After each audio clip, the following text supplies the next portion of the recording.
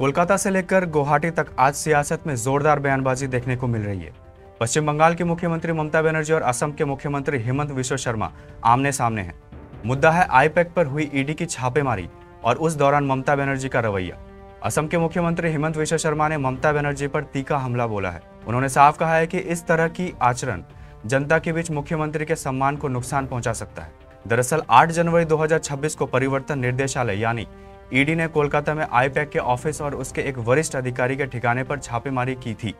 यह कार्रवाई कथित कोयला घोटाले और मनी लॉन्ड्रिंग जांच से जुड़ी बताई जा रही है। You see, the way Mamata Banerjee entered into the crime scene, the way she took away the flights, all the files, the way she uttered foul language against Home Minister, I think people will lose respect for her completely.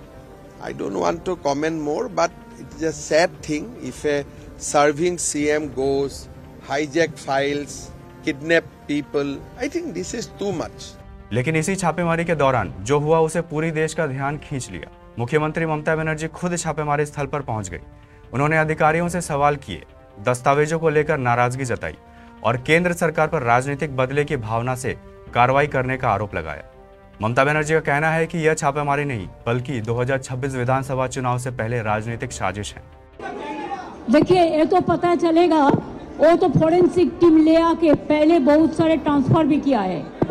वो जो किया है crime किया है, इसका बारे में FIR होगा फोरेंसिक टीम का बारे में।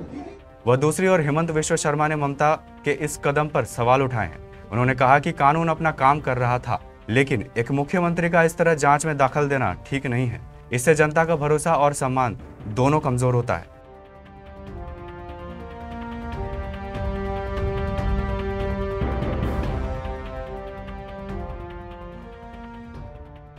शर्मा ने यह भी कहा कि अगर कोई मुख्यमंत्री जांच स्थल पर जाकर फाइल उठाते हैं या अधिकारियों पर दबाव बनाते हैं तो यह लोकतांत्रिक मर्यादाओं के खिलाफ है।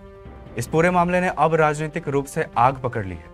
एक तरफ तृणमूल कांग्रेस इसे केंद्र की एजेंसियों का दुरुपयोग बता रही है तो दूसरी तरफ बीजेपी इसे कानून का मामला कह रही है। ईडी का कहना है कि छापेमारी पूरी तरह कानूनी प्रक्रिया के तहत की गई है और किसी राजनीतिक पार्टी को निशाना नहीं बनाया गया।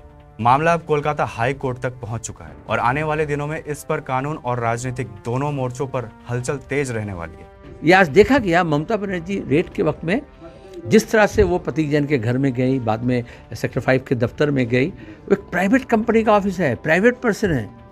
इससे पहले ममता बनर्जी जब गुंडा लफंगा पकड़ा गया था, मुख्यमंत्री भवानीपुर थाना में जाकर के छुड़ा ले आए थे।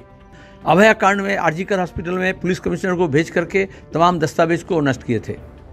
इसी तरह से राजीव कुमार को इस्तेमाल करके जब वो विधाननगर के कमिश्नरेट थे तो चीट फंड का शारदा नारदा जो चीट फंड का मामला था उसका जो जितने डॉक्यूमेंट्स थे उसको हटाया गया। और जब राजीव कुमार को रेड किया गया पुलिस कमिश्नर रहते हुए पुलिस कमिश्नर दफ्तर में, तो ममता बनर्जी वहाँ पहुँच गई।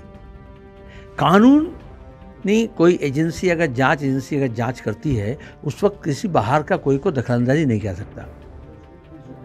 पार्थो चटर्जी जब मुख्यमंत्री है उनके यहाँ जब रेड होता है तब ममता बनर्जी नहीं जाती है, जो उनका सेकंड इन कमांड था। लेकिन प्रतीक जैन के यहाँ पे वो पहुँच गए। क्यों? तो जो काला धन का मामला है, जो चुनावी घपले का मामला है, ये तमाम दस्तावेज उसके पास रखा है और वो करने के लिए वो Calcutta police commissioner, Bidhannagar commissionerate सबका इस्तेमाल किए, डीजीपी पुलिस को इस्तेमाल किए। आप कोई जांच सरकारी काम काज में आप मुदाखलत नहीं कर सकते, गैर कानूनी है। अभी हमें देखना है एक ईडी सीबीआई अगर रियली सीरियस है तो वो पुराने जो अनुभव है उसके आधार पर पूरे तैयारी के साथ क्यों नहीं गए? तमाशा करने के लिए गए। दूसरा है पहले से ये बात मालूम कैसे हो गया? पिछले बार भी हुआ था, इस बार भी हुआ, पहले जांच का हो जाता है। तीसरी बात यह है कि सरकारी काम में अगर कोई बाधा देते हैं और रेड के दौरान अगर वो इम्पोर्टेंट डॉक्यूमेंट्स लेके बाहर निकल आते हैं तो उसके लिए कानूनी क्या कार्रवाई ये कर रहे हैं। खास बात यह है कि यह विवाद ऐसे वक्त सामने आया जब पश्चिम बंगाल में 2026 विधानसभा चुनाव ज्यादा दूर नहीं है। यानी सवाल सिर्फ छापेमारी का नहीं है, सवाल है राजनीतिक नैतिकता, सत्ता और जांच एजेंसियों की भूमिका का। अब देखना होगा कि क्या यह मामला अदालतों तक सीमित रहेगा या फिर चुनावी मैदान में इसका असर और गहराएगा। बने रहे हमारे साथ। Bureau report, KBC news.